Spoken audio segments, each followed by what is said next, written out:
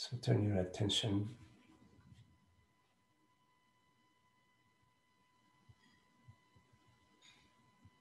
to your experience, whichever way it's appearing, and to the spaciousness of awareness.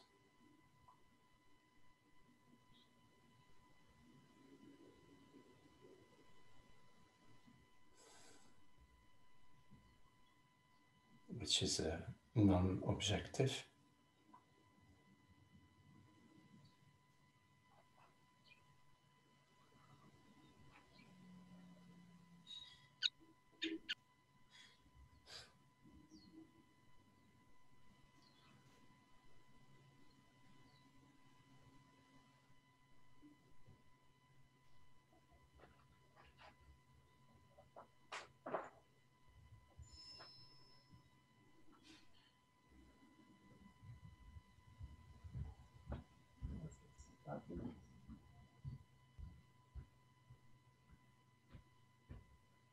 Without interfering with your experience, whatever thoughts,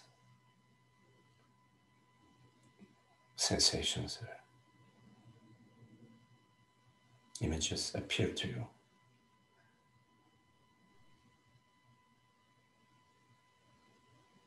Nothing to do.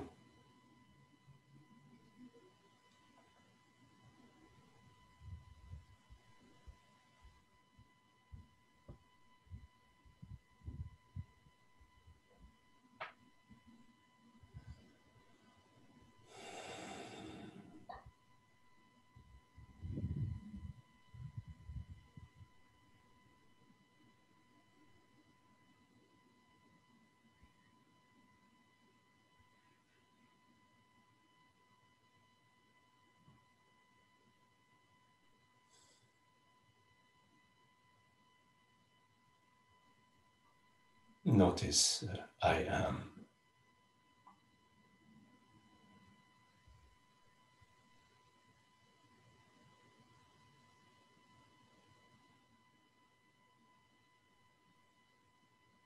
I, noticing, amness, as I am, as I am.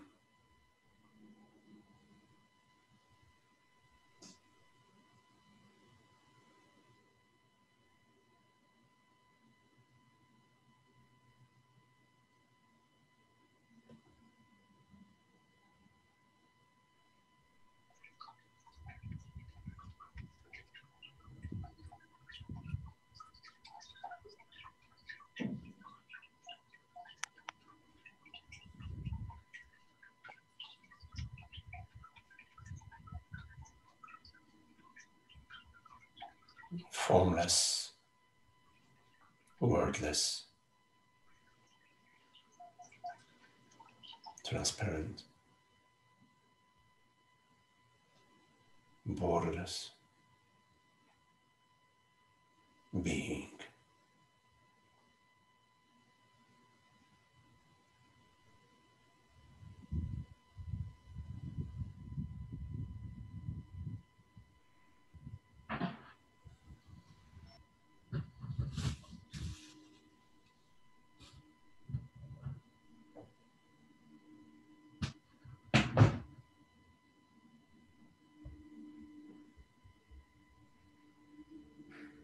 Unnameable,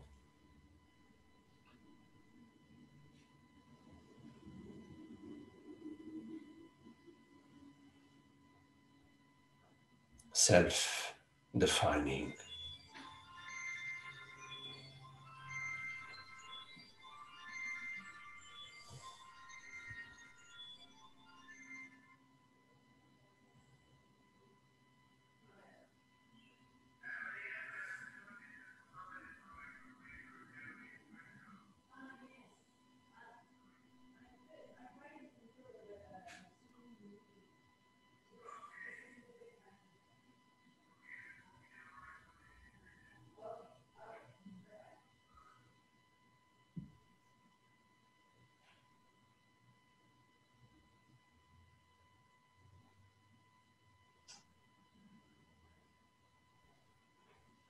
I know I am.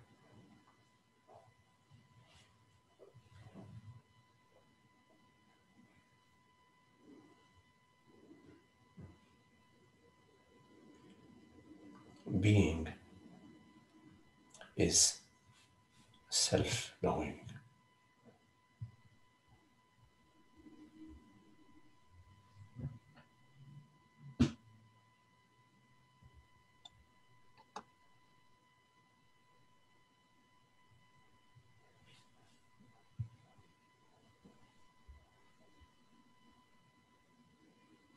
Everything you know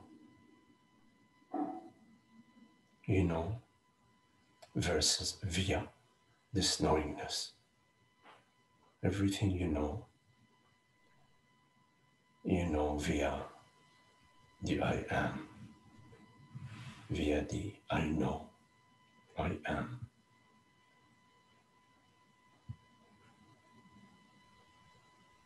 The absolute knowingness of self.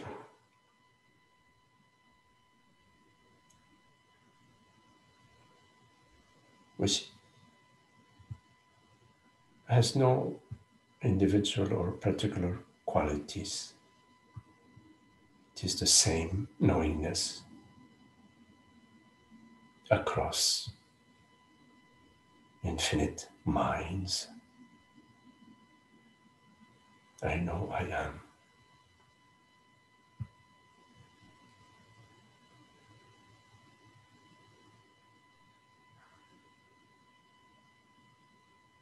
It is via this knowingness that I know the song of the nightingale, that I know the gurgling of a neighborly brook. It's via this knowingness of I am that I know the warmth of the sunshine onto my skin. It is via this knowingness of being, the knowingness of I am, that I hear these words and I understand.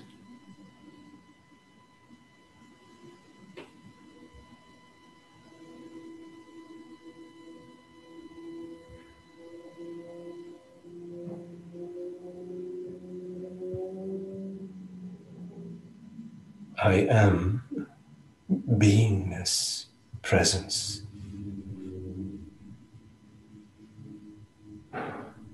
pervades your experience, whichever shape and form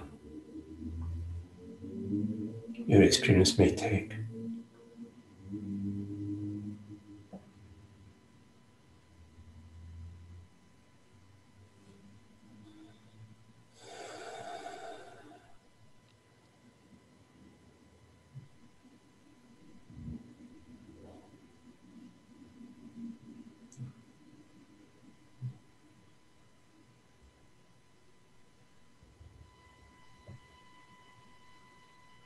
That which you know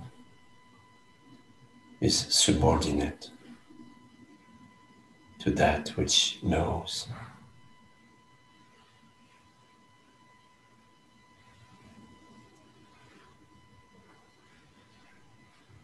Although that which is known depends on that which knows it. They are not two.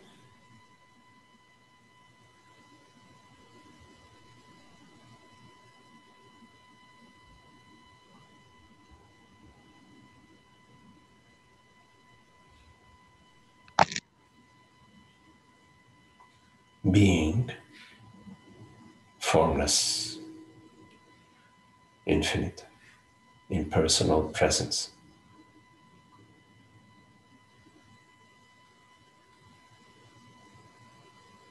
Takes on the form of a thought,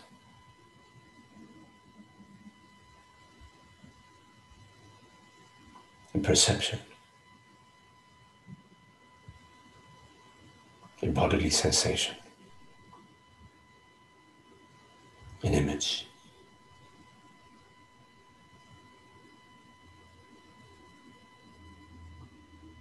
Without any separation.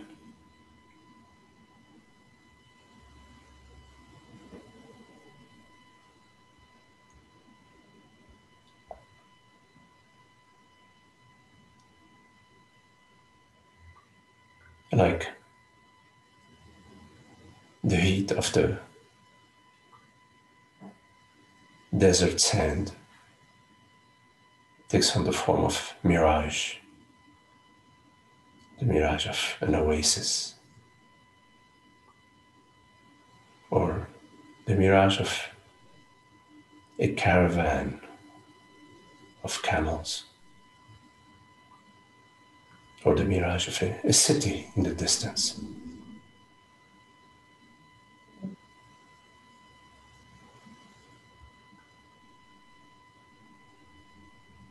Beingness, awareness, this aware presence,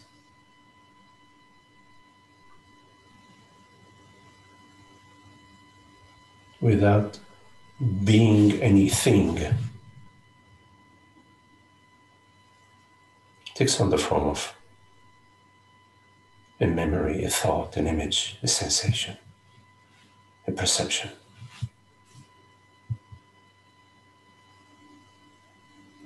Without any separation, without there being any personal doer or personal perceiver.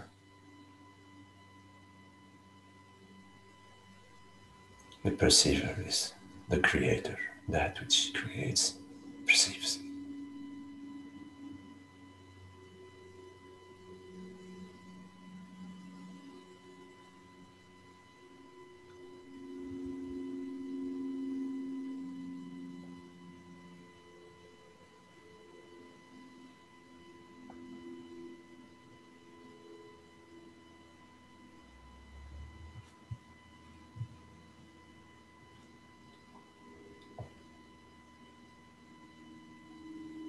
The reality of the mirages that appear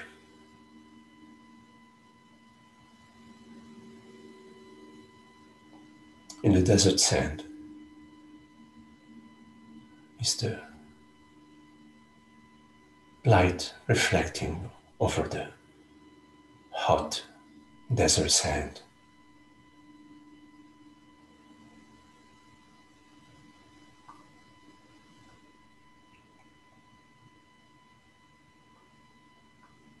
The oasis, the caravan of camels, and the city in the distance.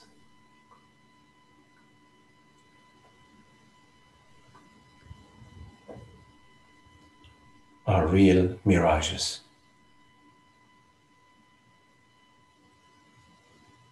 But they're not what they seem to be.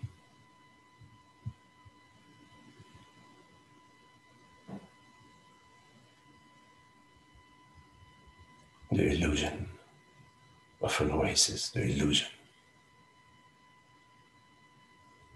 of a city in the distance.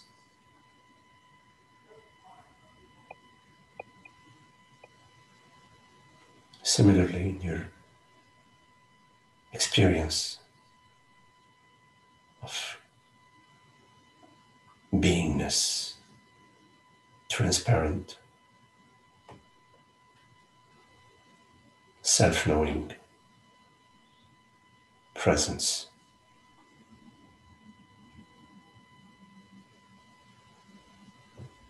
Out of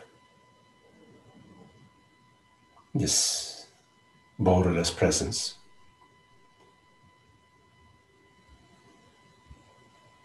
arises the illusion of world perceptions, body sensations, mind, thoughts, images. memories.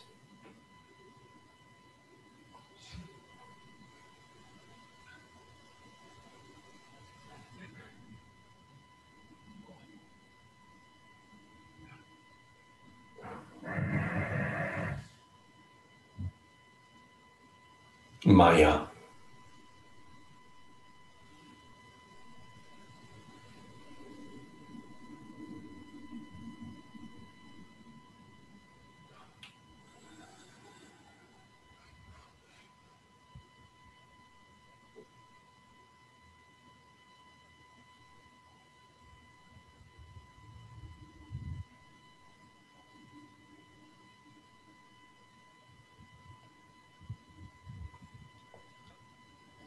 In wisdom,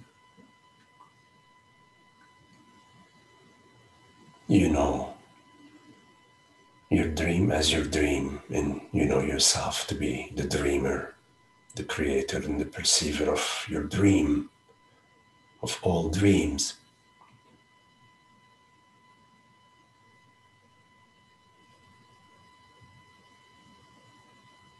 Your creativity, your sense of play,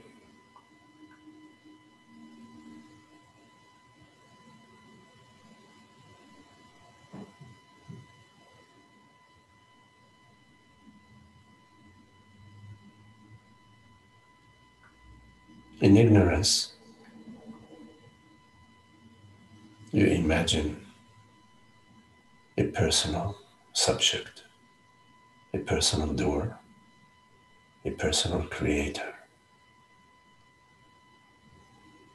a personal self, a personal consciousness.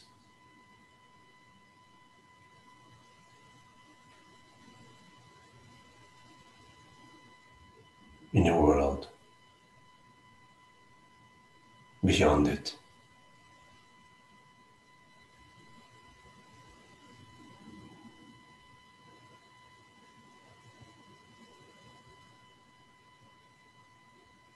Endowed with a personal mind,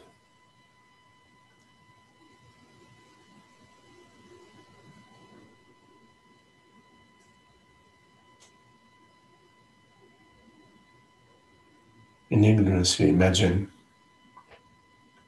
a personal perceiver, a personal effect,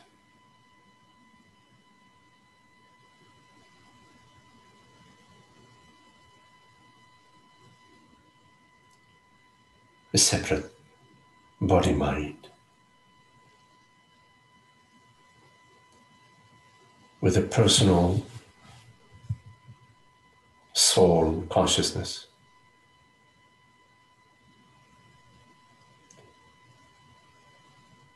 which is striving to become a better soul, a better consciousness, a better person, a better mind.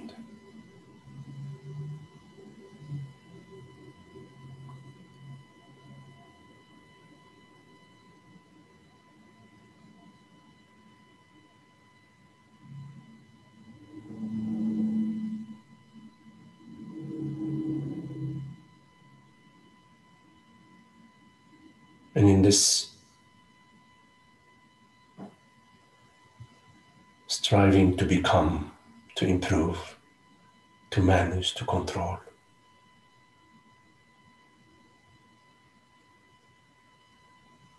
your so-called personal consciousness,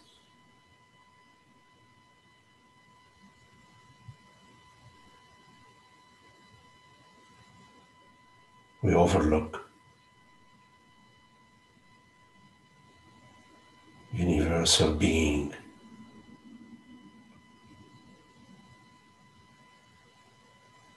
God's light,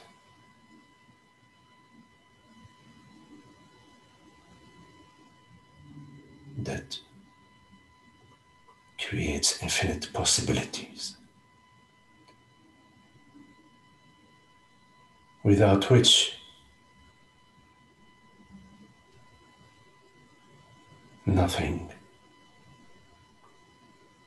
is possible.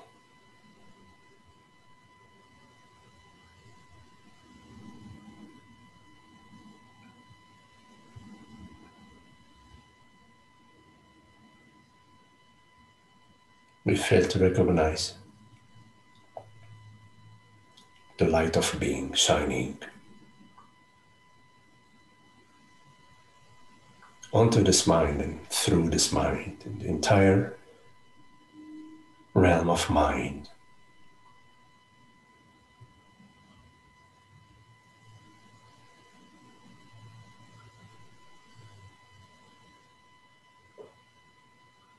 Inviting us in so many ways, in all possible ways, in all the ways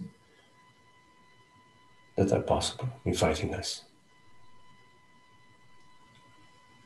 to recognize our true self.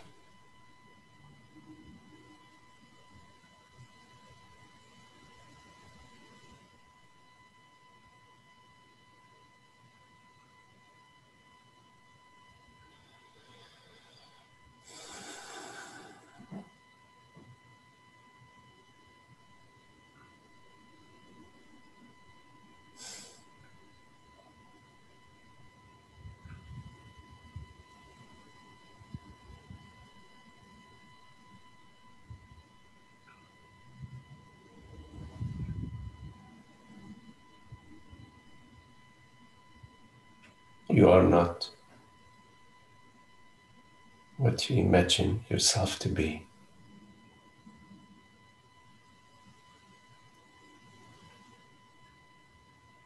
Nothing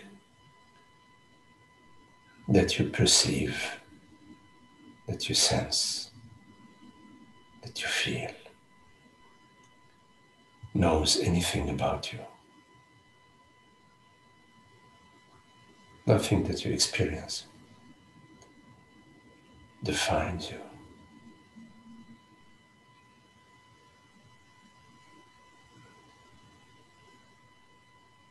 And yet you are, I am.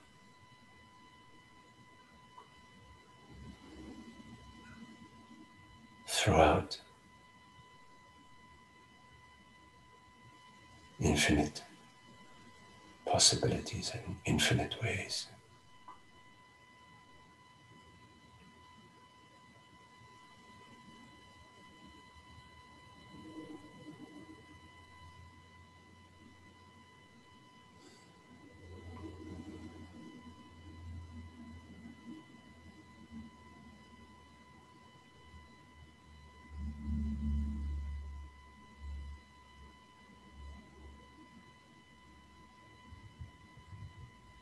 Invite your entire being,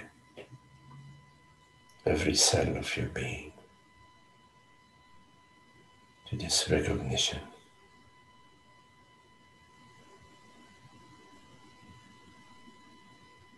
Which is the core of being.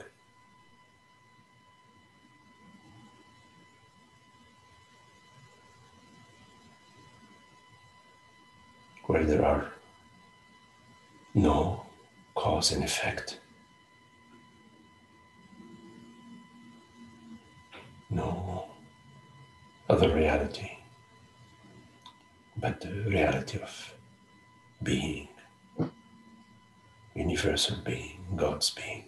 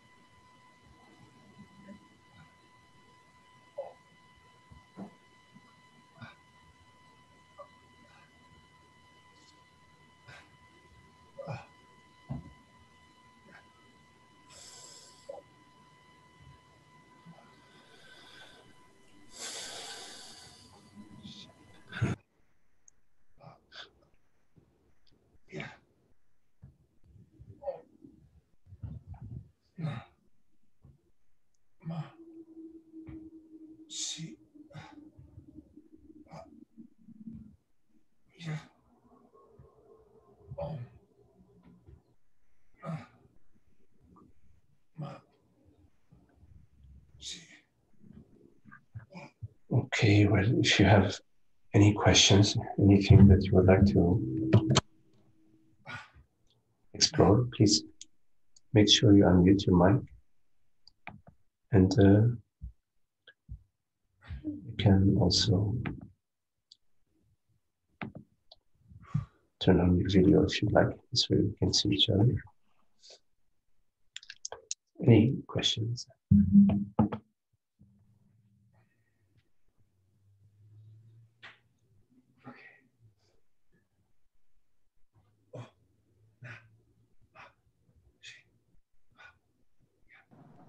Did you mute Shiva?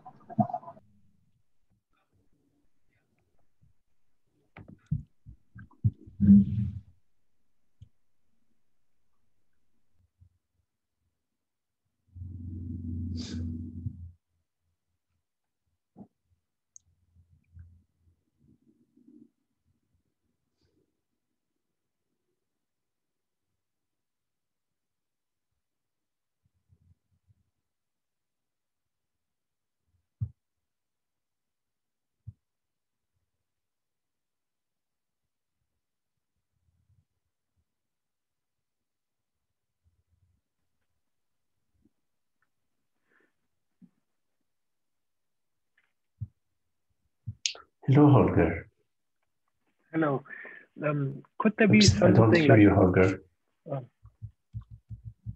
1, 2, 3, 4, 5? I Can you don't hear you. I'm hearing you. 1, 2, 3, 4, 5. You're not 7, muted, 8. but I don't hear you. Okay, good. Then I'm quiet. You could. Oh, you hear him? Yeah, everybody else hears him. Oh. Yes. We probably can't overhear. Yeah, I can hear you also. Let me see. Let me check one thing here. 1, 2, 3, 4, 5, 6. Okay. Om Namah Shivaya. Om Namah Yes. Shivaya. Can somebody else say something and see if I hear you? This is Malcolm. George Michael, here. Can you hear me?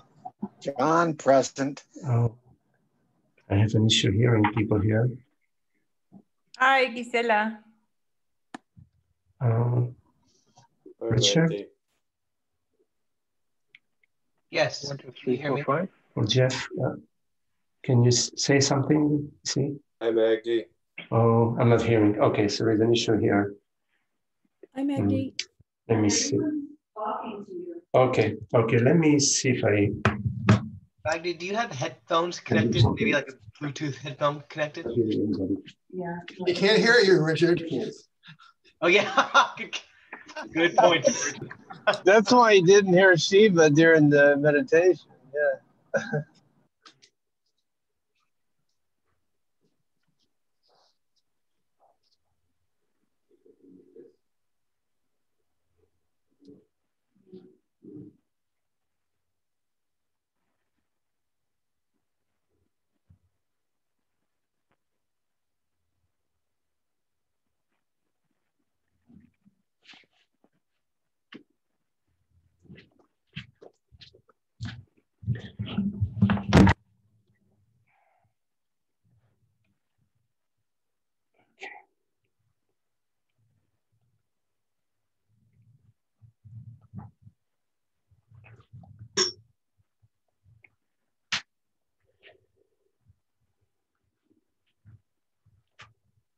I'm going to try the earphones and see if it works. I don't know.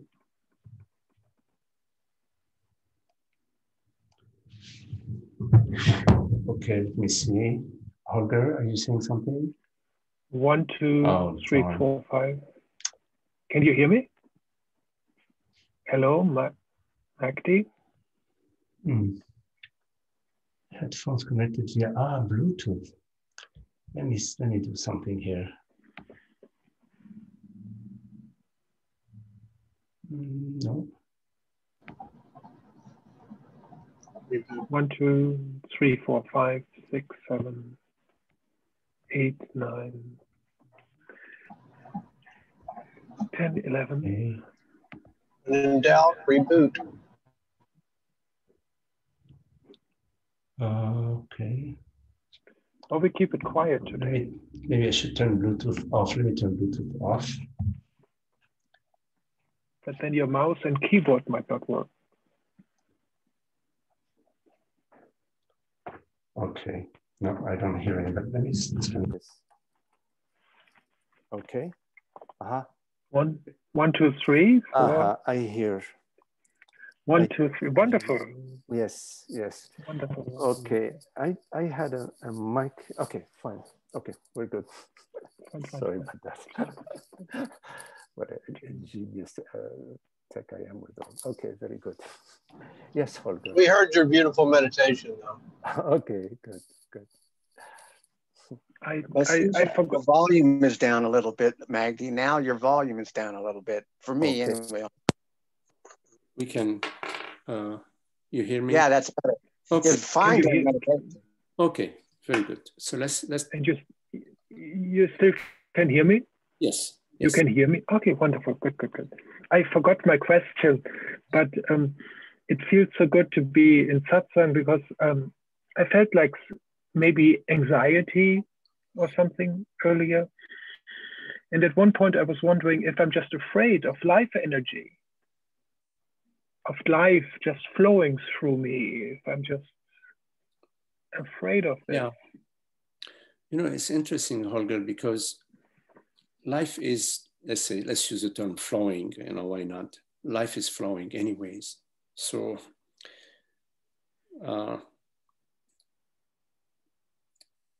irrespective of whether we like it, don't like it, afraid, not afraid, it's like the sunshine or world events or thoughts that are occurring here, there, experiences people are having everywhere. All that is unfolding. Plus in other dimensions, you know, in the dimension of the snail, of deep sea creatures and other galaxies and other worlds, other universes. So irrespective of our feeling it or not, it's going on anyways. It's doing what it's doing. Now, in the fear, usually there is an impression that there is something or somebody, something of value or somebody of value that we need to sort of be concerned about, you know. But that which we're concerned about is, I know it's easy to say, but it's something we imagine. It's something we imagine. That's something we believe.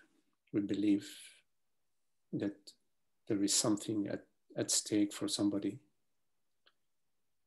And this belief populates our feeling level. Yeah. So we look over and over at that. We take a look over and over, a fresh look every moment that's possible to us. And in a fresh looking, we're not relying on the past. We're looking, okay, well, what is it that needs protecting now? So what is it that we'd like to protect now? And in order to protect something, in a way, we have to leave this presence now. We have to sort of go into something else as we think, you know. But in fact, it's never possible. It's not possible to leave now. So the leaving now to protect something has to be an illusion.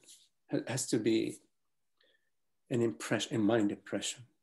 It has to be some sort of mind trick that, oh yeah, there is something that I need to protect.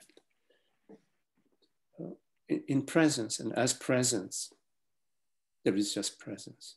And presence meaning the peace of being, you see. And of course, there are images on the screen, you know. images on the screen are neutral, but some images on the screen are, they refer to a certain falsehood. An image on the screen is a sound. It's a sound bite in a way. Any image on the screen, I mean, image on the screen, I mean a thought, a bodily sensation, a perception. They are sound bites in a way. Neutral, but there are some sound bites that they're meant to catch your attention, to sort of, there was this movie, that sci-fi movie where maybe it was Matrix, second or third Matrix, where there was these machines that went down, and their job was to sort of log on to the mothership, and then they sort of pierce inside, and I don't know, you know what I'm talking about? Anyway, so there are some thoughts that their function is to come to the mothership, and to sort of pierce inside, and then they go inside and they create havoc. These thoughts, they carry in them a belief that I am a separate consciousness, that I am a person, a man, a woman, somebody. They carry in them this belief, and this belief is sort of hidden in that thought. And its function is to move from neutrality to a personal attack. And we all experience that. I mean, we all know the thoughts that, even in our dreams, sometimes we have those thoughts, our night dreams, I mean. But, the Matrix, oh yes, Richard, okay, yes, it is a Matrix series. So when we are inquiring, taking a look at that process, we become more and more astute, more and more wiser to this process. We start to understand it, you see. And we realize, aha, here is one of those, one of these thoughts, and that's the effect that it has. And our wisdom has in it the understanding that a thought that seems to know something about you, that you are a separate self, can't really know you. So it doesn't really know you. It's an illusion. It's more than an illusion. It is the ignorance. It is the unhappiness.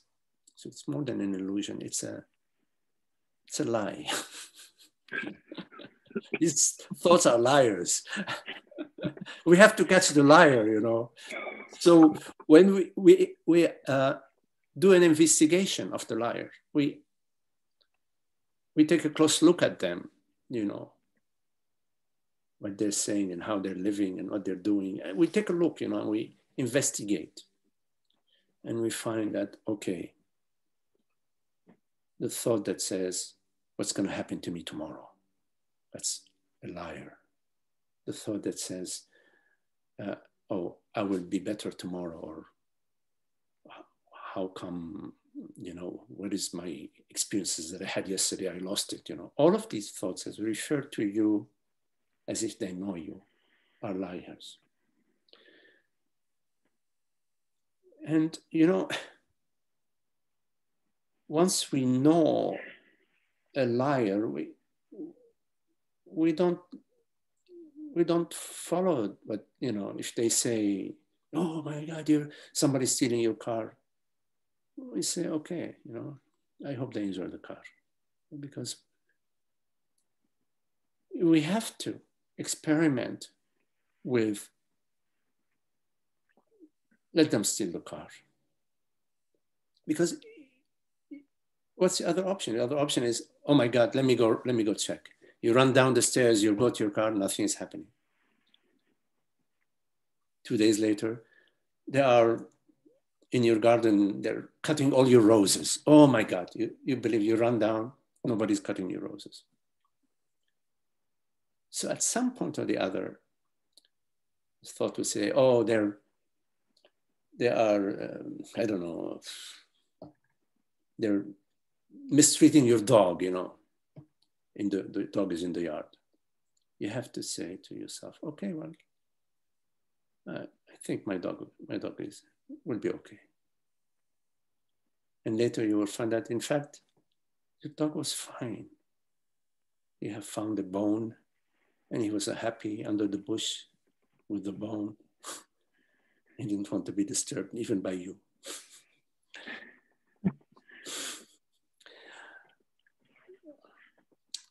So those fears, those emotions that used to be so, they run the show.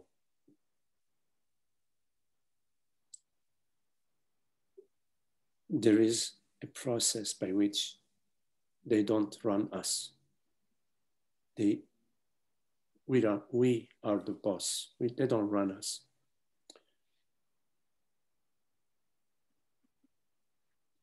It still arises, but we don't move. We don't run down to check. We don't move. Say, okay, fine.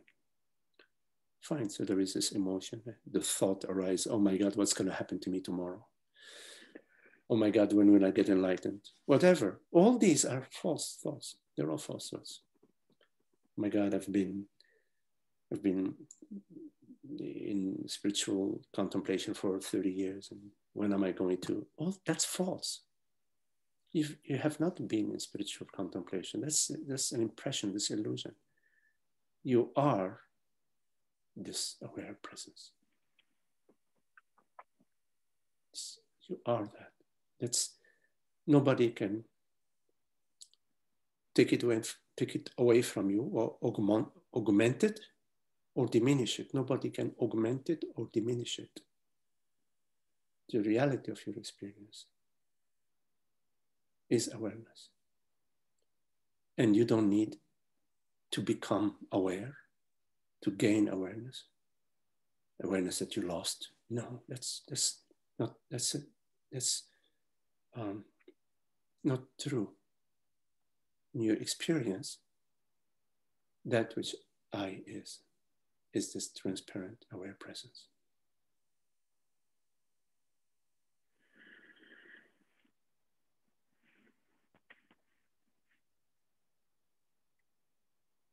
God's mind, God's light, appears as this right now. 3 hours ago, it appeared as maybe having a cup of tea with your friend or with your partner, whatever. It's appearing as it's appearing moment by moment. And I remain as I am, irrespective of whether I'm having a cup of tea with a friend. It's that same, I am that same present awareness. That now is saying, oh yeah, hello, oh, it's nice tea, oh, how are things going with you? And you know, I hope, yeah, everything is okay with whatever, you know. Yeah. It's not like, oh, I am awareness, I'm awareness, I'm awareness, I'm awareness. Oh, hi, hello, oh, nice tea, I'm awareness, I'm awareness. Oh, it's good to see you, I'm awareness. No, it's not like that. It's not like that. It's, every now and then you take a look, you know, what am I? And you realize in that moment, I is this aware presence. And you don't need to remember that. You don't need to remember it. You can return to it whenever you're drawn to return to it. And you don't have to. If you're drawn to it, if there is some moment where you feel what's going on, then you remember, okay, we remember we talked in this meeting that there's a possibility of okay, there is all this stuff happening.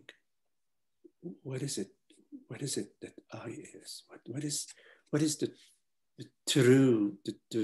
truth of my experience? What is it in my experience that is absolute? You will find that it's not the events, the thoughts. You will find that it is presence.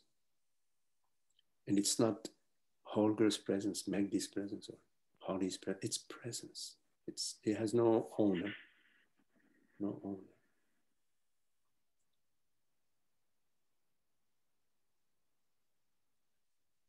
And we trust this understanding, because understanding is not limited. The understanding affects the game. It restores order. It may take a while to realize that, oh yeah, gee, yes, I can see how in my life, as compared to a couple of years ago or whatever, things seem to be less and less upset about things, and things seem to be smoother, happier, easier. It may take some time to notice that.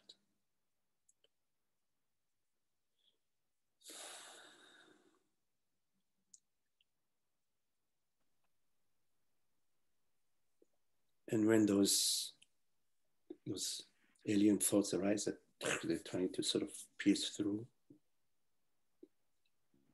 you can notice that because of the emotion. You feel some emotion. At that moment, there is a liar that is whispering in your ear. A lie is being whispered in your ear. So you don't respond to the lie. You know it's a lie because of the negative emotion. God is beauty, love, and happiness. He never lies. She always speaks love, peace, and happiness.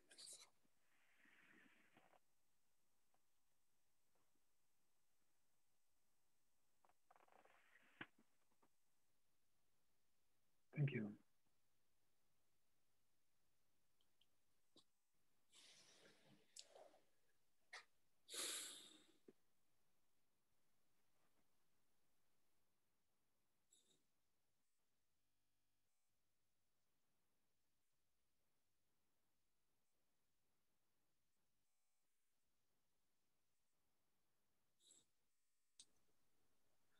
Hi, Magdi. Hello, George. Hi there. I just wanted to ask you about the last thing that you said. I want to see if I really got it right. I think you were saying that whenever a thought produces a negative emotion, we can label that thought as a lie. Is that correct? Yes. Okay, great. That's the extent of my question. Thank you. Just want to clarify that. Yes.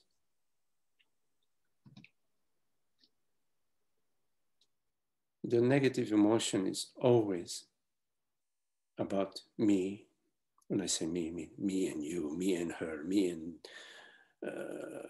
the better me and the worse me of yesterday. It's the ignorance. It's a falsehood. It's a lie. Because yes. Consciousness is not in me. Consciousness is a universal presence, universal beingness. And the body-mind images, impressions, sensations do not refer to in me. They refer to the Creator and its creation.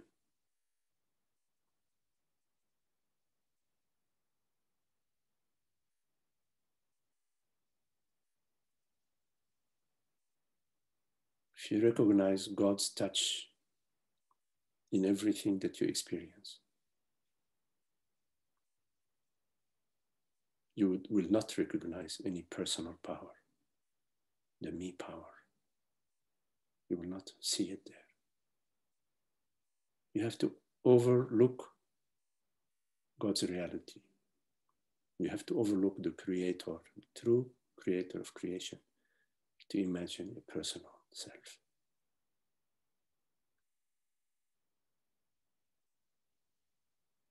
Which is nowhere to be found. But you will always find awareness, presence, consciousness. Effortless, without doing any effort. You don't have to sort of work on it.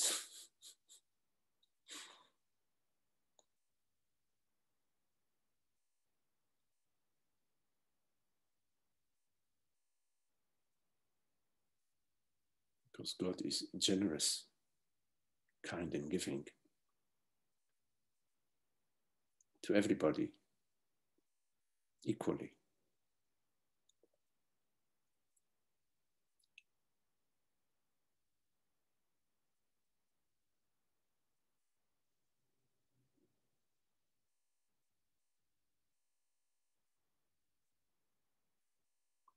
Whenever you go to rescue something or somebody from negative emotion, you're running away from truth. You're running deeper and deeper in the ignorance, in the lie. You're running down again to see if somebody stole your car. One more time for the zillionth time. Again and again. Those stairs, the carpet on those stairs is worn from you running up and down the stairs.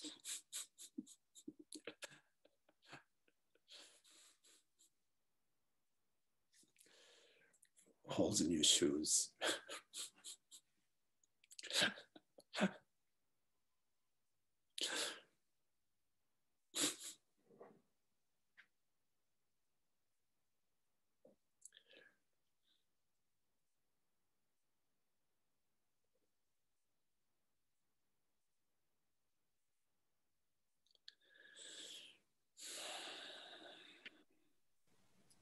I guess I was thinking about the harm it does someone if you leave temptation or encourage by omission or otherwise, you harm someone by tempting them.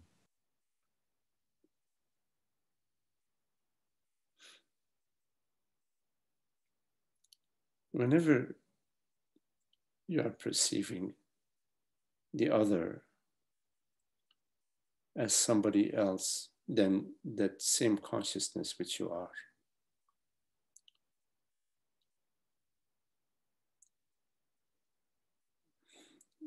you are off. You are separating yourself from yourself. You're separating yourself from God's truth, which of course is not possible, but the impression is that of unhappiness. Whenever you recognize the so-called other as the same consciousness that is shining through that mind, that same light, the same awareness, the same presence, the same consciousness, you recognize yourself as the other, as yourself.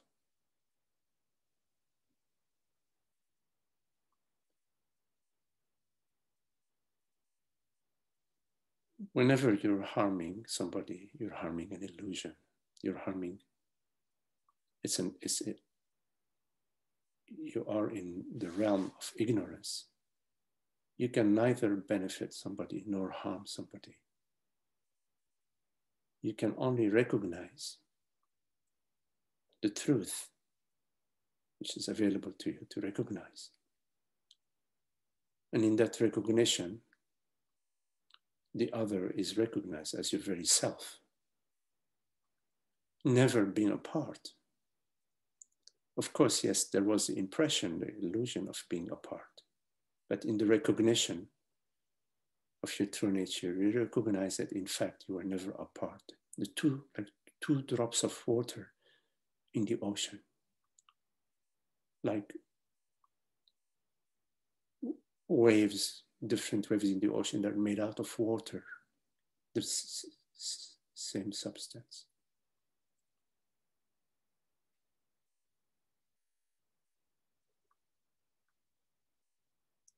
The so-called other, by being in the spaciousness of your love, of your understanding, of your recognition of himself or herself as your very self, they,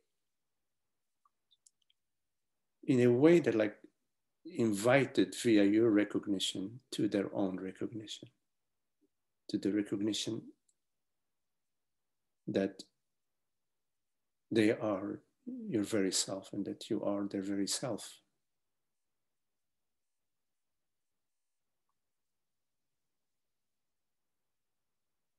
This is why we enjoy being in the presence of friends who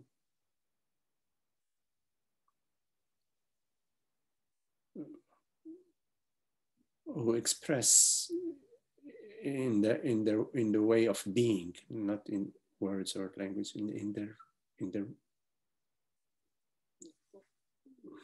their beingness, they express that understanding.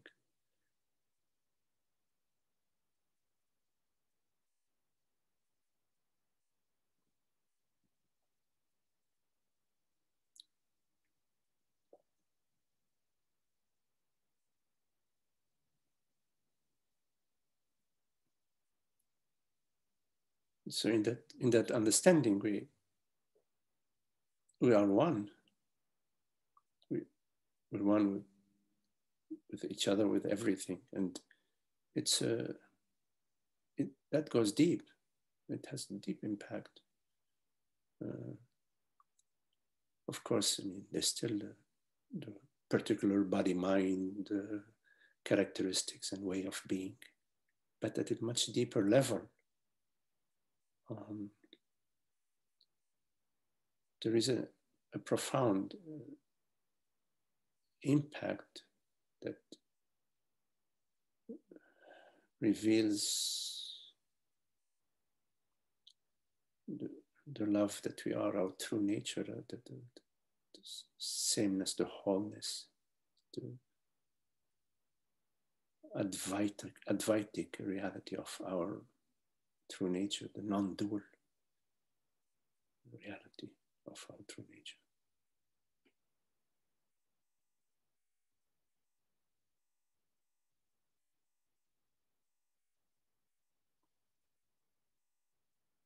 And the mind sort of rests in that deep understanding. It comes to, it's still, of course, active, but it's at peace. The land is at peace.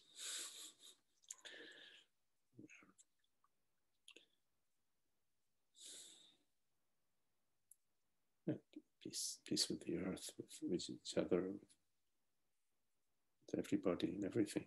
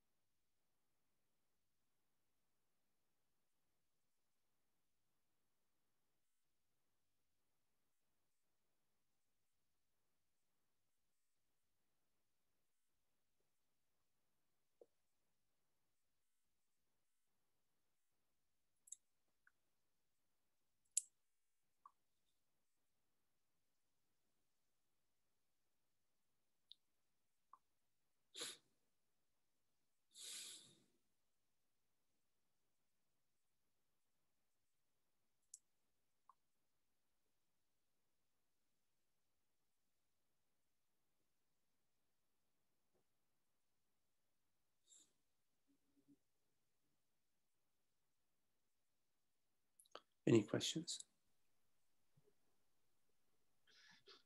Hi, Magdi. George again. George. The thought and the negative emotion. I'm sorry to get back to that old business. So I wrote down, a thought which produces a negative emotion is a lie. Yes. But then I realized that a thought doesn't produce anything. A thought has no productive power. So I just wanted to clarify that a little bit. Yes, true. If you really, really understand that,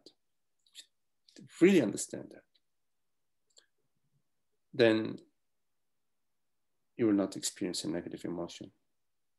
Well, and I guess I really don't understand it because I do experience negative emotions frequently. Okay. So therefore, your understanding needs to sort of root itself deeper in your being. Okay, good. Thank you. Yes, I get it. Okay. But you are right, and the thought has no power. I mean, how could a thought have any power? Exactly. A thought is just a thought, it has no power. Yes. It's like the wind or the weather. It's like a leaf of falling off a tree. Okay. Or a strong wind and a lot of leaves are falling off a tree. But the difference is that I give it power. Now, when the thought comes, I believe it, which of course is just another thought. Yes. Whereas if the wind is blowing very strongly, it doesn't bother me. If the wind is blowing very strongly and it might blow my roof down, then it bothers me. Wait, no.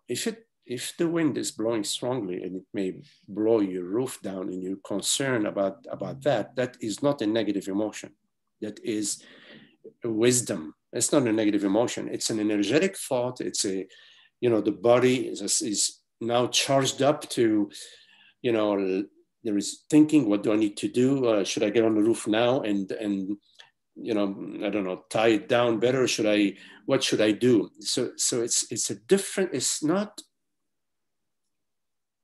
ignorance. It's not unhappiness. It is an energetic unfolding. Okay? Like when you step out and there is a strong wind and it's blowing you're going to hold on to a post, you're going to close your coat, you're going to try not to fall down onto the ground. That's not a concern. It's not ignorance. It's not about me. It's, the house, you're a manager of the house. Okay, you're living in the house, or other people maybe, I don't know. And you're responsible in a way, as much as you are capable of, to maintain the house and take care of the house for a variety of reasons. Yes. Now, a thought that is resisting, let's, for example, says, oh, darn, why is the wind shouldn't be blowing this way, and why, I don't know, God doesn't love me. So it's this sort of thinking that has a resistance in it, that is basically saying things shouldn't be this way. It's quite different from responding to the strong wind. You're responding, wait a minute, I don't, this roof is a shingle roof, and it's possible that some shingles will fly off. And so that's a response to an event, but it's not saying, oh my God, what's going to happen to me? The thought what's going to happen to me is a responding to the belief that there is a me, that somehow consciousness, that what I am is somebody. Now, some things may affect the body. So you may be considering what's going to happen to this body if, the weather drops to -10 degrees and I haven't fixed this window yet. So that's a concern about the body, but it's not a concern about me. It's a concern about the body. Why? Because you're the manager of the body. I mean, you're the manager of the house too, of the window, and of the broken window. And you're the manager of the body. So if you put them together, the broken window, the temperature dropping, and the body can not, it's not probably not going to be happy with the temperature going down. You heard the weather report. So that's not a concern about me. That's an intelligent concern that's calling your attention of what should I do to fix the situation. Okay. Do you see the difference, or?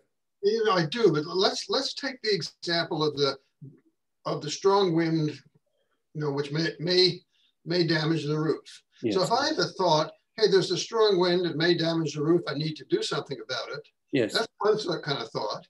But if I have the thought, hey, there's a strong wind, it may damage the roof, hey, this shouldn't be, can I make a distinction between those? Yes. Yes. In the case, there's a situation where I can do something about it. I can fix something. I can do whatever. I can see that responding to something. You're taking care of the body, taking care of the car, taking care of the house, whatever. I just want to make a distinction maybe between that and the thought, this shouldn't be. Okay. Well, the thought this shouldn't be, as soon as it's thought this shouldn't be, and you have to check it out, to see if, to validate what I'm saying. It's not just the thought is going to appear and disappear. It's cool if it appears and disappears. No, then it really didn't, that visitor, that liar, you heard the lie and it dissolved in the space. But if that thought, it shouldn't be, gets you wrapped up, you will experience a negative emotion. Whatever form, whatever way you want to, whatever name you want to give it to that negative emotion, you will. But yes, you are right. If the thought, gee, this shouldn't be, it's just a fleeting thought, and then it's forgotten, you're back to making phone calls to find out, from your roof or your friend who's a roofer, listen, what do you think I should do, Joe? What do you think I should do? That thought, it shouldn't be, didn't really land. So that means that there is a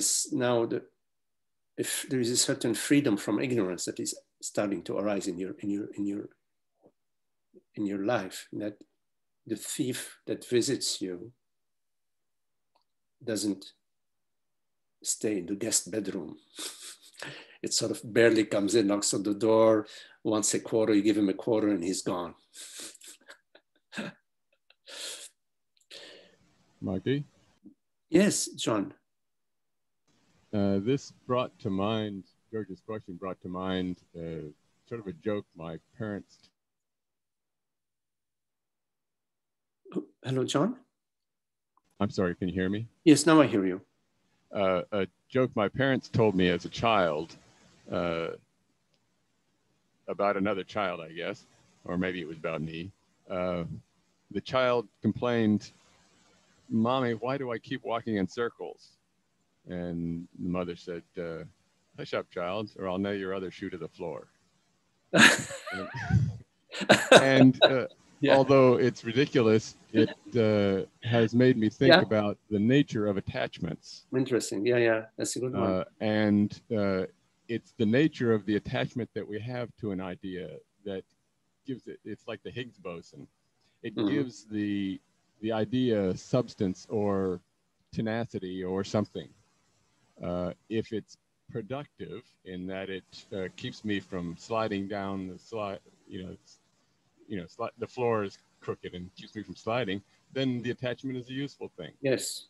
But if it's a non-productive or irrelevant or uneducational or unenlightening, usually, if we don't have any other reason for attachment to the idea, like you say, it floats away. Yes. Yes, yes, yes. There is one there's one nail that's nailing our shoe. The one that we talk about in our meetings. That nail is the belief that I am the story. I am the bundle of thoughts and memories and images and feelings. That's what I am. That I am this personal self with my memories, my stories, my traumas, that's the nail, which basically we speak of it as mistaking ourselves, mistaking consciousness, awareness, which we truly are. The reality of I, this awareness, to be what we've developed, the structure or the bubble of the me bubble that we've over the years developed to be what we are. We sort of adopted that that's what we are, willingly or unwillingly, it doesn't matter. So yes, you are right, there are some functional attachment. I'm attached to my roof not blowing off in the storm. I mean, the way of speaking, attached, of course, it's a concern. So every few years, you take a look at your roof, etc. It's a smart, it's useful, as you say, functional. And I am not, there are other things in the world body mind that I'm not that attached to. There are some books that I read or that have sort of, they're insignificant for me anymore. They're around. I'm not attached to. And I may have a misplaced attachment to misplaced, sort of a romantic attachment. They're mine. I like my books, It's a little bit silly, but we do that. I do that among other people. But what we're talking about here is a very specific error in our understanding. The understanding about I, what I am, what I is. Although we all are I mean, I is I, but there is a misunderstanding about it. Although it is this aware presence, we all experience, everything we experience through awareness. In many cases, or most cases, we believe it to be an event, and that I is actually something that's born, the body mind that's born gonna die. And that's not so much an attachment, that is ignorance. And once ignorance is on board, there are all sorts of activities that are inspired by ignorance, that are aimed at maintaining this me, protecting it, protecting this sense of self, aggrandizing it, safeguarding it. Of course, it's to no avail because it's all illusion. It's bound to fail. You cannot find happiness for a fictitious structure of me that you believe yourself to be. Happiness,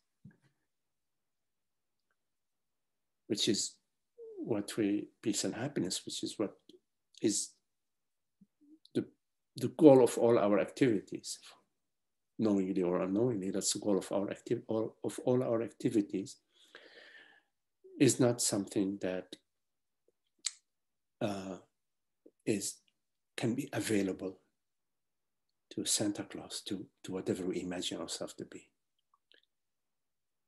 It can become clear to us what peace and happiness is once we understand that in fact, consciousness, awareness is not separate and personal. That is, it's not, doesn't depend on any experience. It doesn't depend on any event. It doesn't depend on any thought. It doesn't depend on any memory. It doesn't depend on any experience.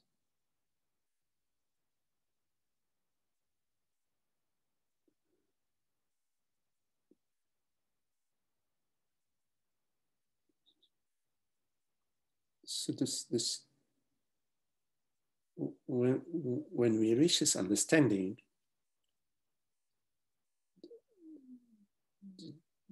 all the investment that we had in seeking particular experiences or particular situations, particular relationships to find our happiness, all that momentum of seeking happiness in situations, experiences, relationships comes to a standstill. The deeper we understand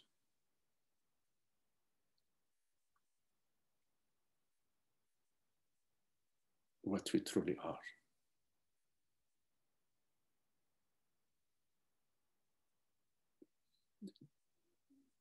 Then there is no need to leave it. Once you realize, oh, this is my father's castle, you don't need to leave it.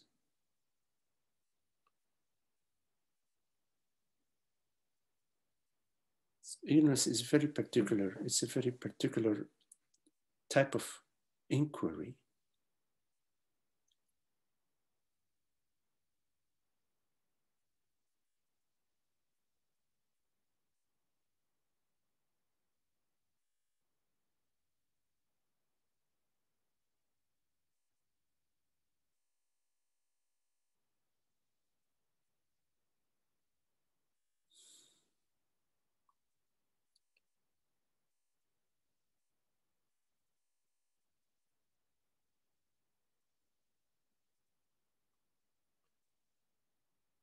And one could say that this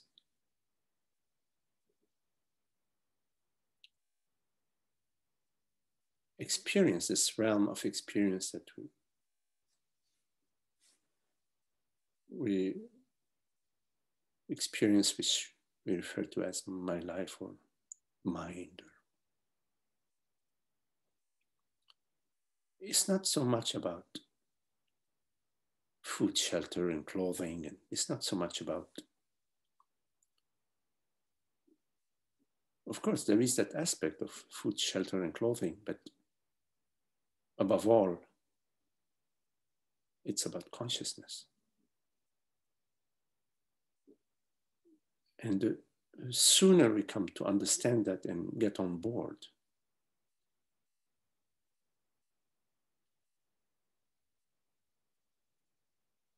the better off we are.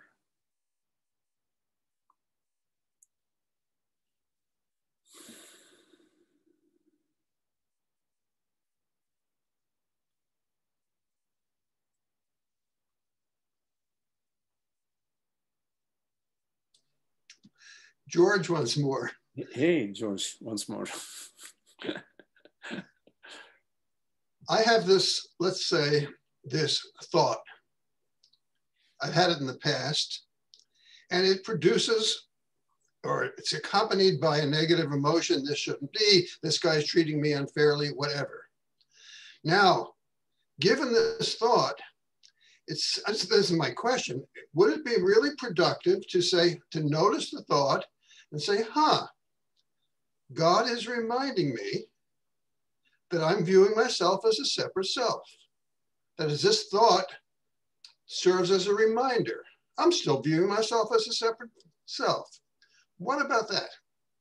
Yeah, I think that's cool. I think it's a good way of looking at it. But hey, you know what? How many times, mom is going to tell you don't cross the street when cars are coming? Okay, sooner or later you got to get it, all right? I mean, fine, he'll remind you again and again. That's a good way of looking at it, but get with it. Hear the message. It's the sooner or later, yes. Yes, yes, it's one way of looking at it, but at the same time, God is about understanding. Understanding. So you. Yes, but as you've said, there's understanding and there's understanding in the sense of being, you know, this understanding. Yeah, I hear what you say. I understand it, but there's really a question of getting the body to go, the emotional self, the body to embody the understanding, to make it real. The body will express itself maybe in some contractions, some emotions, right? Right? It expresses itself to whom? Well, expressing myself, it expresses itself to me, to the consciousness, to who I am. Consciousness, yes, exactly. So the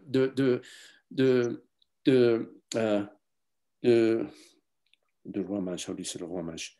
So the gifts are brought to the feet of the king, and they are laid at the feet of the king. The king doesn't need freaking gifts, but okay, gifts are brought to the feet of the king. Now, if you are assuming that the king is the body and its gifts, its emotions, or whatever,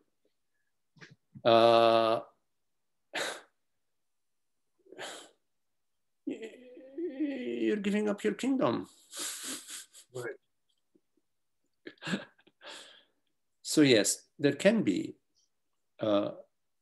expressions, emotions within the body, sensations, contractions, whatever. But to whom they are appearing? Who is the Lord? I don't mean the Lord in, you know, but you understand what I'm saying. I'm speaking metaphorically.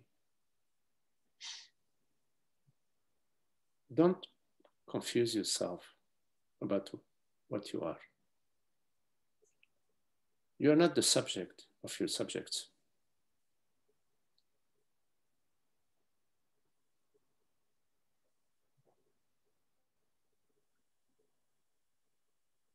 Okay. Thank you again. I think I've appeared 3 times today. It's going to be my last one today. No more. It's okay, George. No more George today. It's whatever, you know, clarifies things for us is very good. Yes. Thank you, Magdi. Yeah. Thank you. Okay.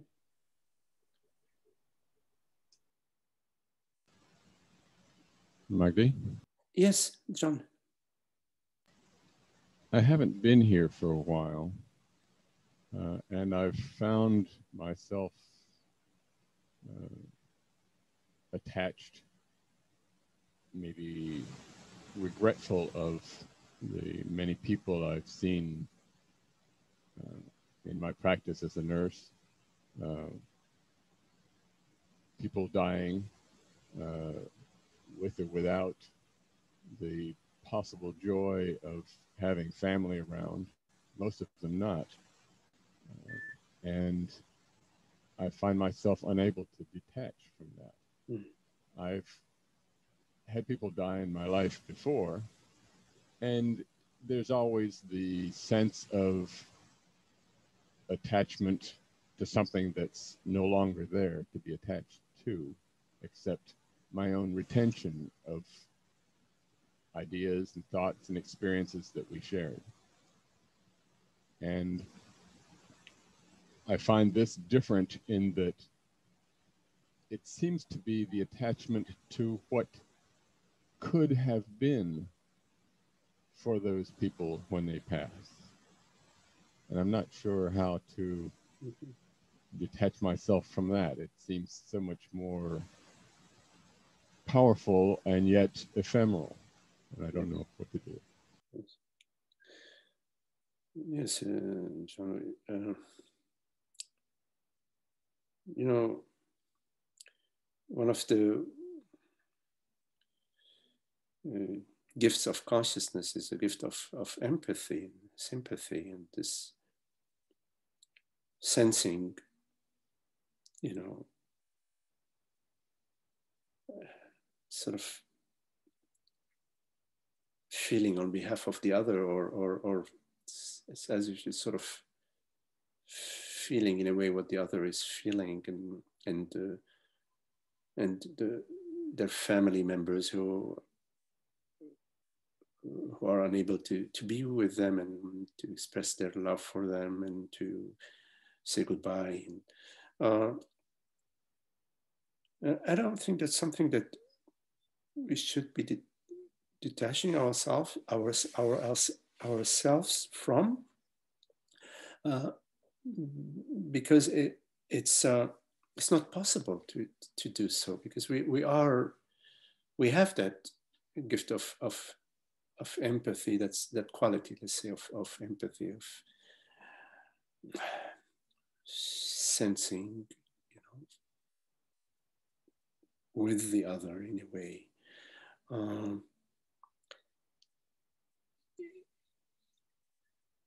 Francis sometimes talks about a sweet sorrow, that there is,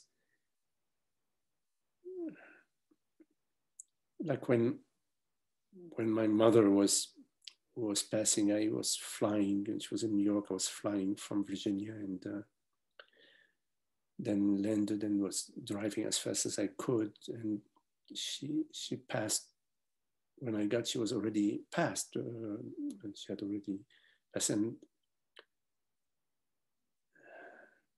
I felt some sorrow about not, you know, being with her, and saying goodbye to her, and it has, she has revisited me, you know, the meaning.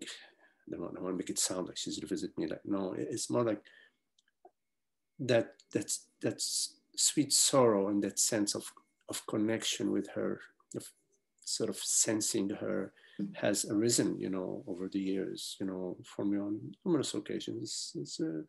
Sometimes it's brief and sometimes it's longer lasting.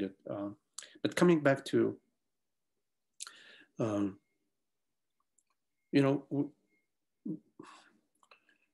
I mean, as consciousness, we are one. And in the dream of life, and me and you and her and my life events and her life events and his life events, we also are connected. We're connected in those dreams, because it's one dreamer. So you can, because you are available, instead of the family members of the people that you are with, as best you can, when you can be available with them, you know, as presence, and as this loving presence, and the comfort of presence.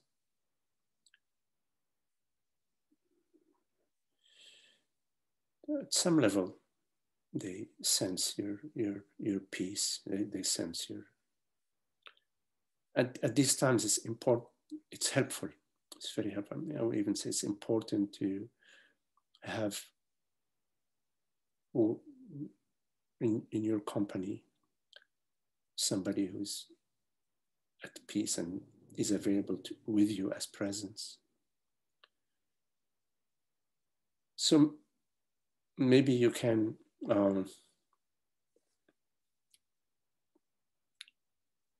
fill that void for, I mean, that's a big word, fill that void, but to a certain extent, yes, to a limited extent,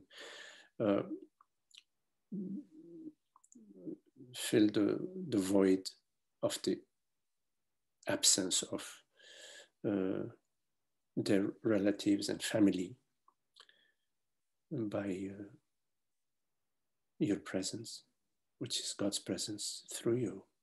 It's one true presence.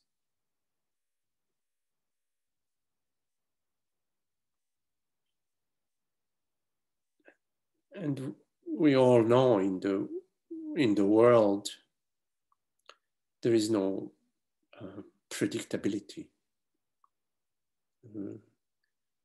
Some situations seem to be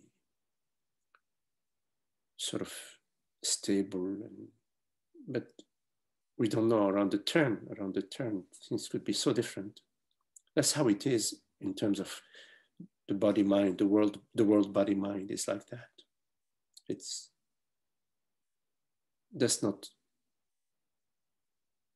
where you bank, you bank with consciousness.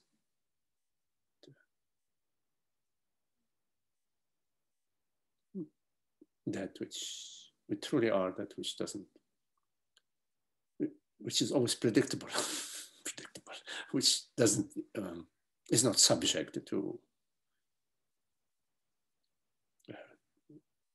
situations or events or conditions. And that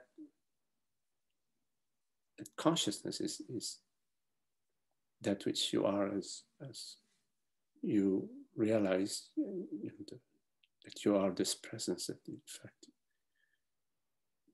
that's available. And so in this recognition, when you are with the people that you are treating or tending to, you can also be available both as with your expertise of the nurse aspect of your work, but also as the love, the presence, the empathy.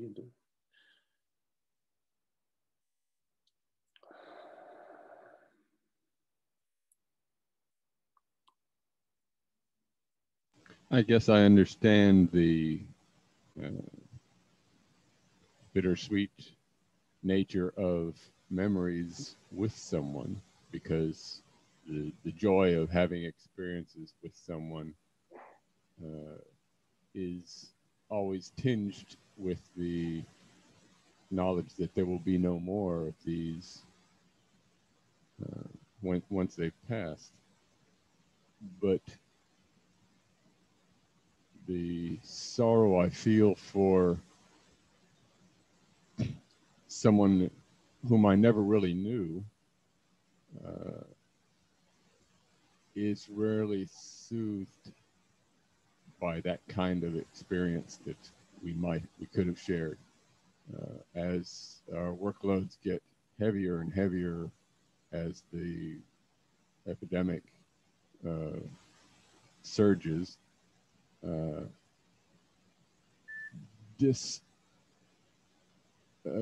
depersonalizes people in basically a factory environment where I'm constantly rushing and don't have time to sometimes even show empathy other than in the most fleeting way. I understand. I mean, of course, just one thing there can be activities at the surface and the peace at the core. But I understand what you're saying, that, the availability that you have and having to go from one task to the other, one person to the other, whatever. I don't know much of the details, but just, yes, but still, that's a lot of activities at the surface. At the core, there is a different, it's a different, you don't have to express, it's not about a particular behavior. It's more about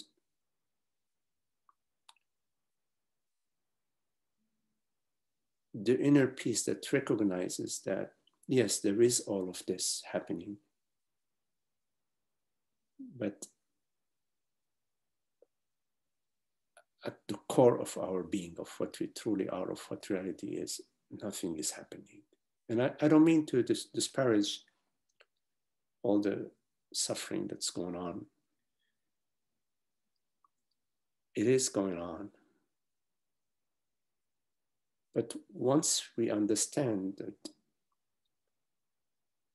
that all these activities, all these events are at the body-mind level, but at the consciousness level, which we all are, whether the body is dying or the body is serving the dying,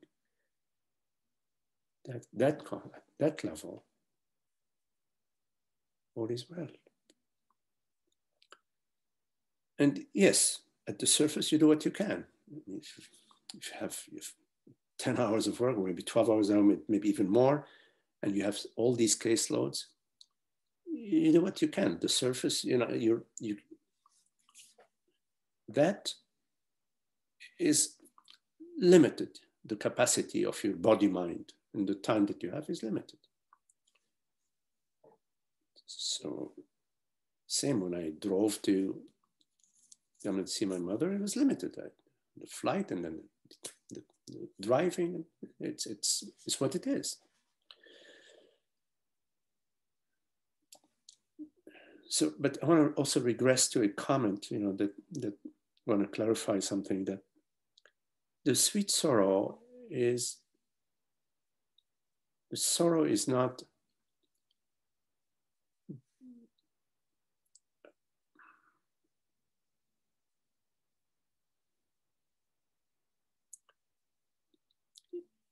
yes, I think you express it just right. No comments. But yeah, okay. It's so. Well, I hope you remain safe, John, and you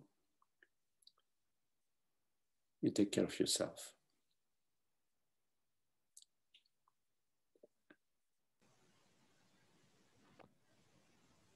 Thank you. I guess I feel at this point that although like firewalkers, you can, by way of awareness or mindfulness, appreciate and even enjoy the experience of pain that comes with the activity of living. And to the extent that I can maintain my sense of mindfulness and equanimity, so I can stay calm for my patients, it feels in that sense good to be doing what I do. But it's when, I guess mostly when I'm not there, I'm here now, for example, and enjoying the release of sharing at this point. It's at times when I'm not particularly involved with something that the sense of pain seems unproductive. It's not a real thing. It's not a real part of my life. It's just something that it's a thought that I had and have and can't shed, perhaps without the sense of guilt that I'm abandoning the experience that was so important to them and maybe even part of them with me.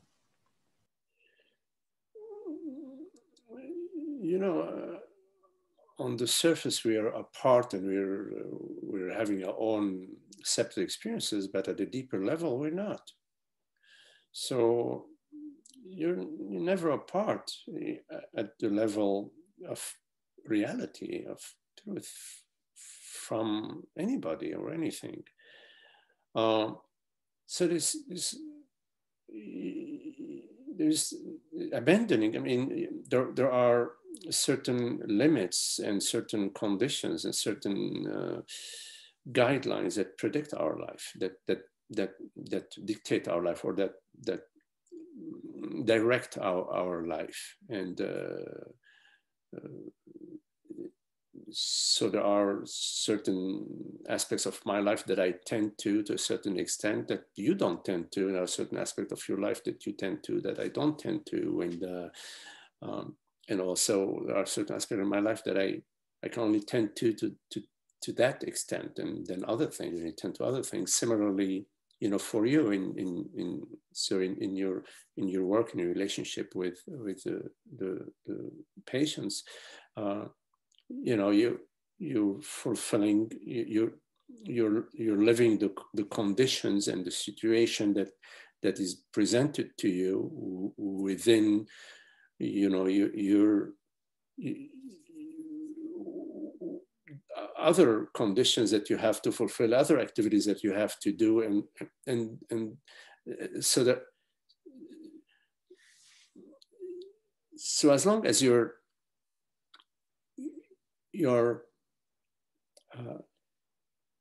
responding to what is presented to you and what is being given to you to respond to, and some things are not given to you to respond to, but you're aware of them, but they're not given to you to respond to, they're given to somebody else. As long as you're responding to what is what you've committed yourself to respond to, and what is being presented to you to respond to as best you can, that's what you do. And this, at best you can means at best you can. You don't need to judge it, you know. And so that's at that level. So there's no abandoning. It's nothing that you abandon, you know. We're never apart as what you truly are, as consciousness. And yes, you're right. Like when you're capable to work under such pressure with the your practice of mindfulness, and capable of still the cup isn't spilling over, and sometimes the cup spills over. Okay, so we step back, we take a breather. It may happen. I mean, it may happen, you know, because the body mind has its limitations. You know, the nervous system has its limitations. We can only work under pressure for so many hours before things start to sort of pop.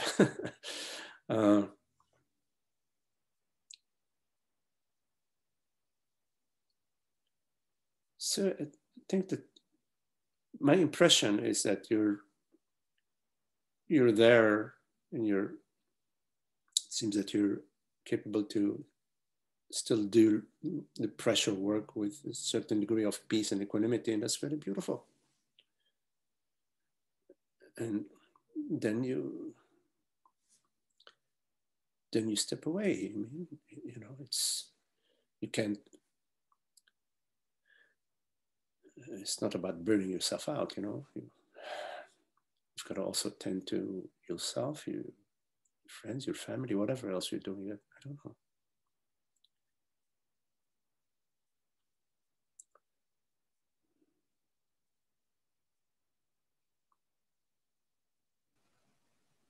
I guess in the past, I remember feeling like I was so happy that I wish I were twins. And now I sort of wish I was twins so I could carry more or ease the load. I'm not sure how useful that is, except that it's you're doing a daydream. Do your best, and everybody does their share, you know. And this is, I mean, we're links in the chain, you know. You are that one link, I am one link, we all are different links in that chain at that level. I used to have this Vipassana when I was much younger, of being the helper, the savior. I remember that came from my youth with my family and my brothers. It took a few decades to free myself from that, to realize that in fact, no, that was a wrong image, you know, because it was occurring at the expense, at my expense, and there's an unhappiness that was arising in my life. So I had to take a look at that, and it took a while to free myself from the helper thing. Not that that's, you know, your case. I'm just sort of arising to share that with you.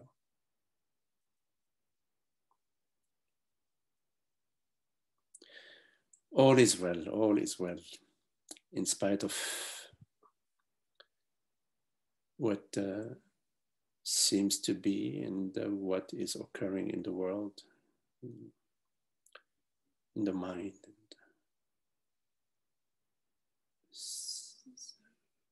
What we are, what we truly are, is just, it's only one reality. That's the reality of consciousness, and that's the infinite invisible. It's phenomenal. Bodies come and go. This body will come and go. Those bodies will come and go. But minds, thoughts, impressions, images come and go, which is the what do you say, the current, the whirlpool, the me whirl comes and goes, like the seasons. But that which doesn't come and go, that's something else. You know, that which is beyond mind, beyond perception, beyond sensation. It does seem to help to think about the way in which the organism of life that's called humanity and how it fits with Gaia. You've heard of that? Somebody need to help me. I did hear of that, but not really. It's the idea that the earth is a living organism. It's often represented as a female organism, John. I mean, the earth, you know, connected to the sun, connected to our planetary system, connected to the galaxies, connected to other galaxies. It's all, you know, once you look at the earth as a living organism, you cannot take it as a living organism, as a closed system. It's an open system, right? Yes, that's true. The idea of the sentience, the obvious sentience of individuals. Your first example is yourself.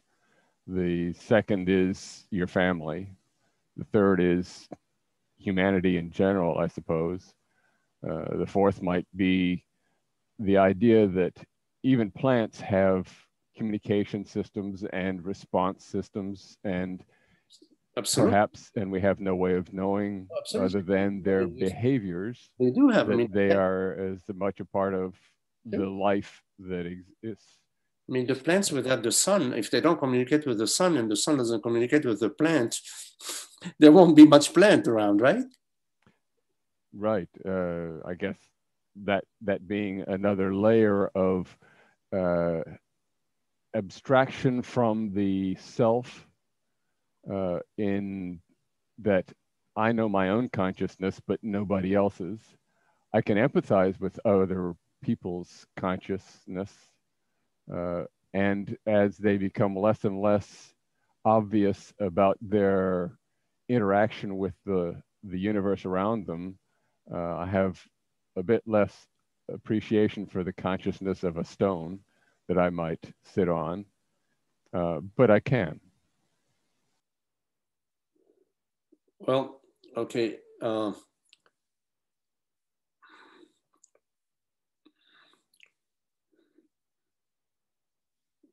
Just let me backtrack a little bit.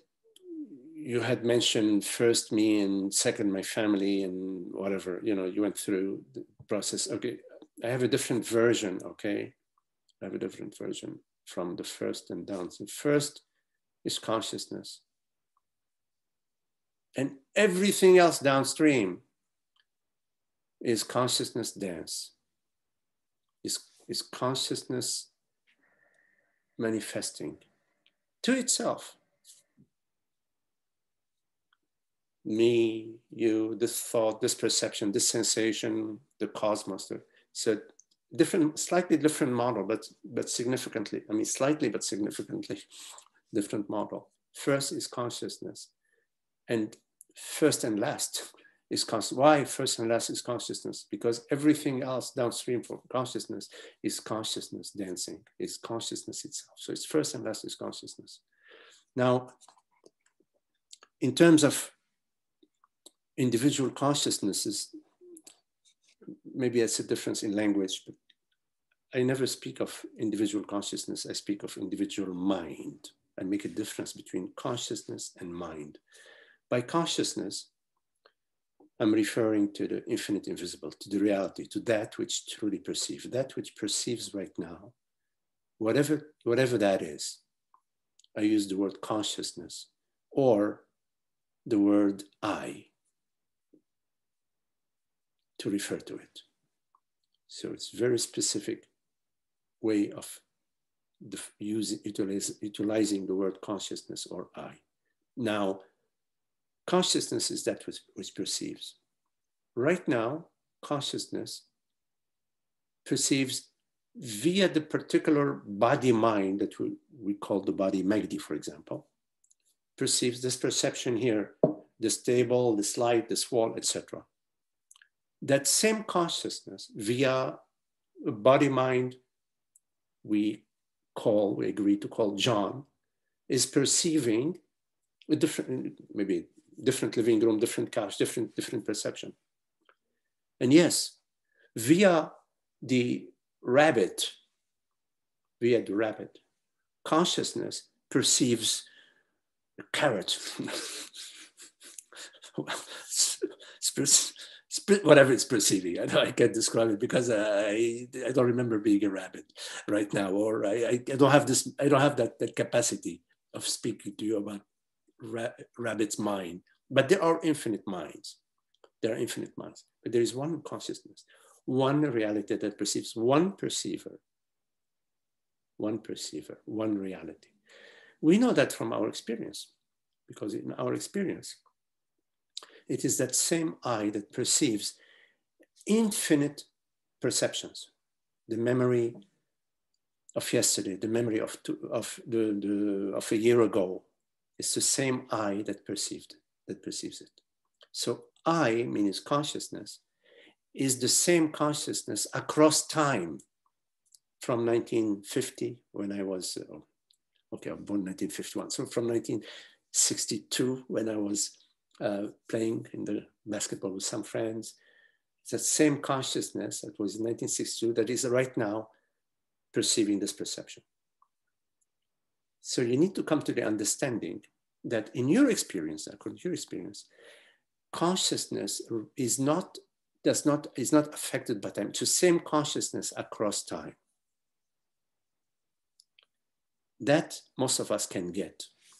The difficulty we have is, okay, how about across space? Right now, there is the body mind in Virginia, I'm in California, I could lose track where I am. Okay, and a body mind in Calcutta. So, well, is that same consciousness that is perceiving via body mind named Magdi and via body mind of a gentleman or lady in Calcutta? So we cannot answer that from our direct experience. But given that we're on board, that consciousness does not change across time. That's from our experience. Consciousness is the same across time. The invitation is to be open to the possibility that also consciousness is the same consciousness across space. Because time and space are dimensions, relative dimensions. Now, there has been That's just a subnote, okay? It's not the main point. There has been some evidence of somebody being in Virginia or in California and telling you, reading the thoughts or the behavior of somebody who's in Calcutta. This has already been established in some cases, in very, very, very few cases, but that doesn't matter. That's just a side note. The most important is to be open to the possibility that there is one reality, one consciousness across time and space.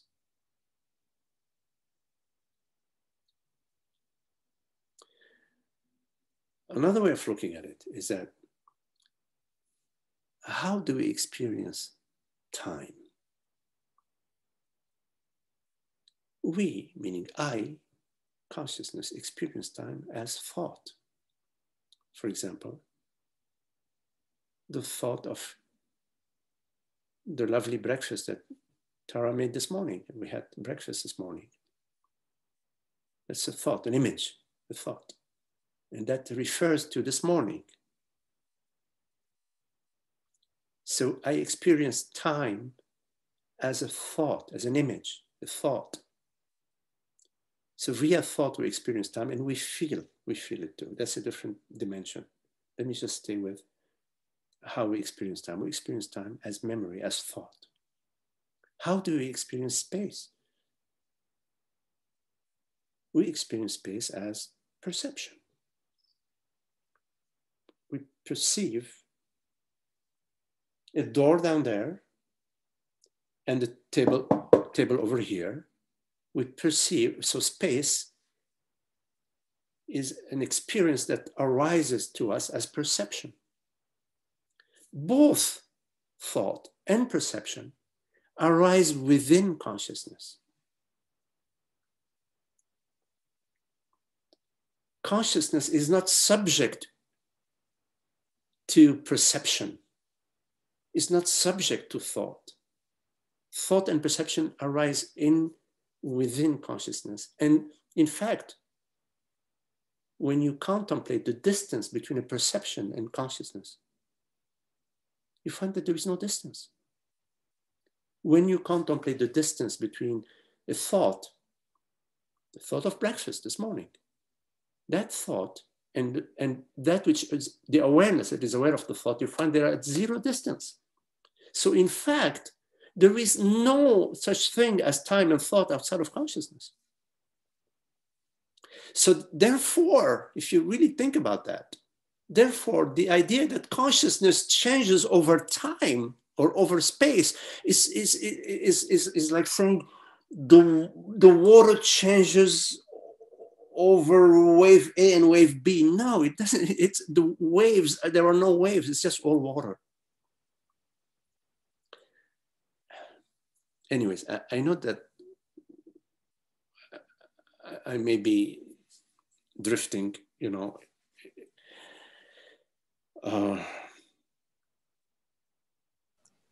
My ability to share the load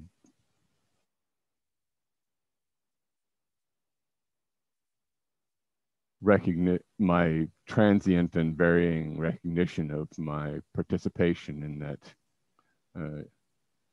distributed consciousness, I guess.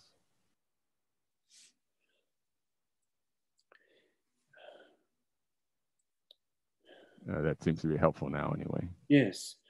Well, whatever is helpful, if it's helpful, that's good. You know, it's good. You know, helpful in that it's bringing more peace in your life.